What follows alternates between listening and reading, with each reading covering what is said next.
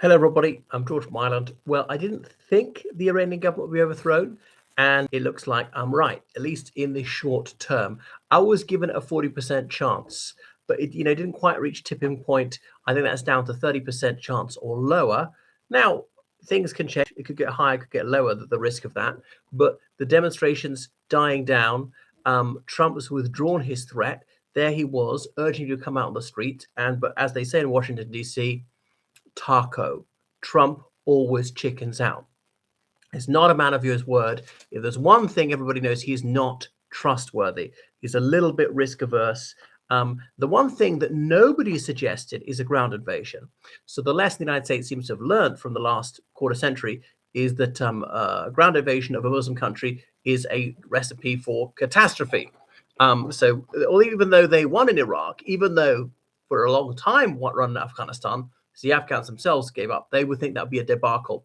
Remember, Iran is much bigger than either Iraq or Afghanistan in area and in population, and is fairly well armed and all the rest of it. So there's absolutely no appetite for that in the United States or anywhere else. So it could have been airstrikes, not even sometimes not just the jets flying over on, but it's just missiles.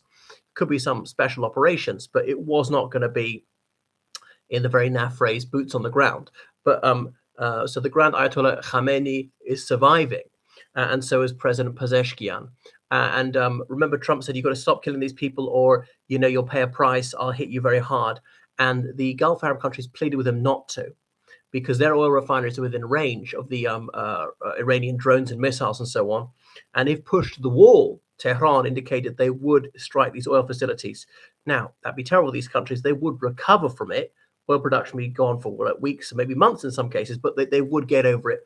Iran's stock of missiles and drones is not endless. They can't manufacture that many. They've sold some to Russia and so on.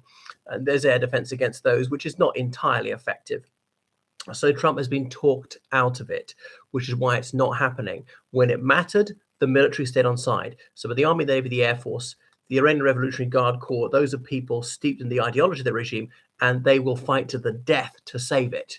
Because they realize if the regime falls, they fall in a literal sense. They'd be hanging from lampposts in many cases. Often they're up to their armpits in corruption, the higher levels of it. They're fanatical believers in the ideology, and partly sometimes it's just out of opportunism. So some of them would be time servers. The actual Army, Navy, Air Force is more secular. And could they be persuaded to declare neutrality, like in 1979 when the Shah left? And that's what allowed the revolution to happen. But the regime is hanging on to the extent that the Supreme Leader Khameini has felt sufficiently secure to go on television and boast about how many people they've killed. Now, there were estimates over 2,000 people killed. There's an estimate it's 16,000 people killed. So large-scale violence against unarmed demonstrators has worked for the regime. So they'll be rounding up people from now on, ringleaders. There'll be these, very quick show trials. A lot of people will be hanged. It's absolutely horrific. Surveillance increased. Now, will they have to respond with carrot as well as stick? Not just giving people a $5 a month, but saying hijabs are optional or something like that. What are unpopular policies they could liberalize without interfering in the regime? I'm not sure. Of course, there are a few real headbangers who wouldn't allow any liberalization, even if it stood them a better chance of preserving the regime. Reform that you may preserve. Lord Thomas Babington Macaulay, take a bow. So the immediate threat has reduced significantly, so they managed to quash dissent. The Iranian Revolutionary Guard Corps and the Basiji, they have managed to thrash people off the streets. But noticeably, there was no more than rhetorical support from other countries. Russia, China, nobody else suggested to do anything practical to save them. So the political system is under strain, and they really realize they are friendless. Maybe offering to try and divide their enemies, offering some concessions to middle of the road opinion to get them, if you're not neutral, either neutral or back on the side of the government. But there's still some systemic problems. Inflation is running very high. The currency is probably going to continue to lose value. There's going to be spreading poverty. People who are not poverty are going to fall into poverty. What is the long-term solution? And it's very difficult to see what it is unless they're willing to give up something like even their civilian nuclear energy program in return for lifting sanctions. And what a loss to face that would be. So how could they, if the world oil prices go up, something like that, they've obviously tried every trick in the book to evade sanctions, have been semi-successful. So I don't know but they might be able to stumble on with enough state terror into 2027. And what happens after that is anybody's guess. Is the Ukraine war going to end? Does that mean they're even less useful to Russia than they are now? Or what? The world oil prices fall as a result of that, which would hit the Iranian government even harder. So it's unclear what's going to happen.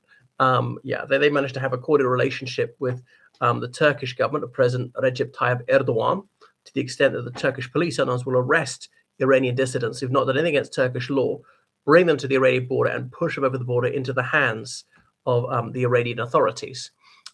So yeah, like Saddam Hussein, his regime was under severe sanctions in the 90s, big rebellions against him, but he managed to hang on to power. You can tough it out.